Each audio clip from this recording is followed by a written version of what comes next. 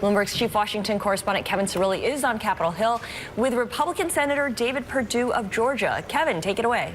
Yes, thank you very much. All right, we're here with Senator Perdue. You saw the health care legislation from the majority leader. Do you like it? Yes, I mean, this thing continues to evolve, but I think we're getting to a point now where we're very, very close. I remain hopeful, and I think we've got something now that we can work with. I'm really hopeful we'll get motion to proceed early next week. We'll get the CBO scores hopefully Monday, and then move on to this bill next week. Well, let me ask you about this room for error, because already we've seen comments from Senator Rand Paul, more conservative member, as well as Senator Susan Collins, a more centrist member, in your party saying that they're not on board. So if one more vote comes out against this, it would be dead. Well, perfection is really difficult to achieve, and that's why we've been working so hard. But let's remember what we're working with. We have a crisis on our hands. Obamacare is collapsing after 6 or 7 years. I mean, just this week, we've got some information. Senator Daines from Montana has been asking from the IRS for months, and we finally got the information that in 2014, that's the latest information they can give us. That tells you something right there.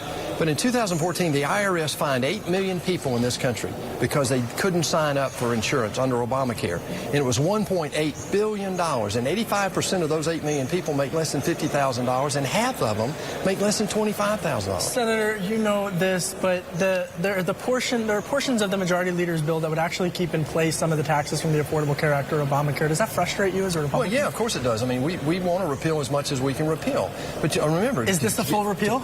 Well, what is definition of full repeal? What we've got to do is fix the problem that's out there right now. We've got to make sure people continue to get access, or will get access. Remember, there are 28 million people still today in America after the Affordable Care Act who still don't have access to insurance. 28 million.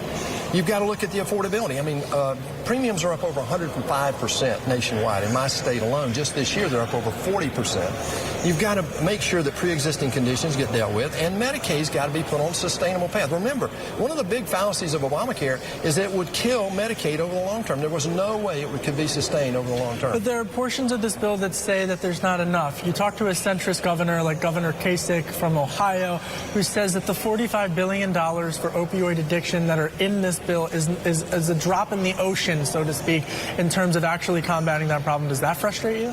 Well, there's never enough for some people who want an unlimited amount of money flowing out of the federal coffers here in the federal government. Let me give you two numbers, though.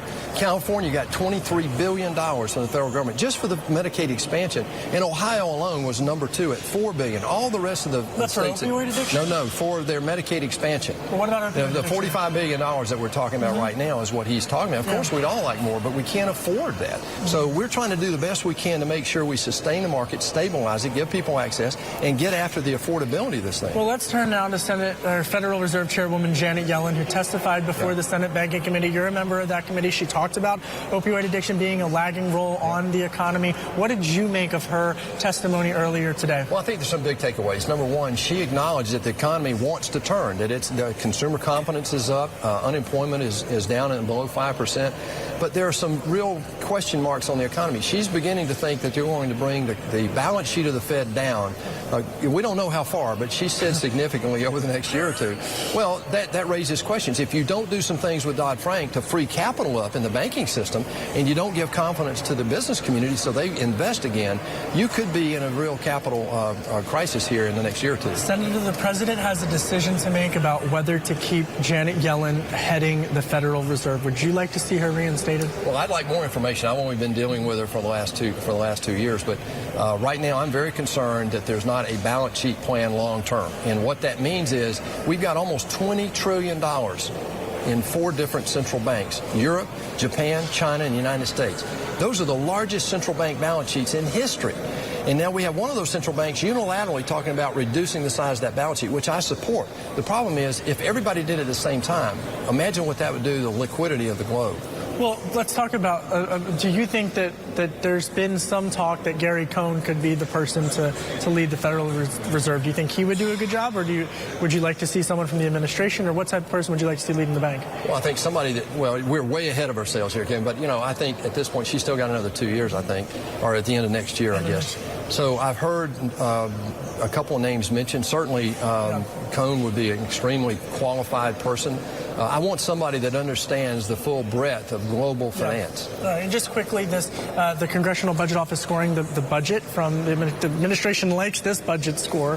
What do you make of that? Have you been aware of that? Well, yeah, but I mean, I'm very frustrated with this is Congress's Congressional Budget Office. I mean, they missed the number of people that were supposed to sign up for Obamacare by 12 million people. This 22 million person number that they use right now, people are going to lose their insurance, is a totally wrong number, incorrect number. And so I've got some issues with. We've got to tighten that whole thing. They're telling us it's going to take 8 weeks to get some of the models done that we need done right now. And I come from the real world. Well, it just doesn't take that long. Senator Perdue, a man caught in all the action today with Fed Chair Yellen as well as health care. It's been a very busy week for you. Thank you very much for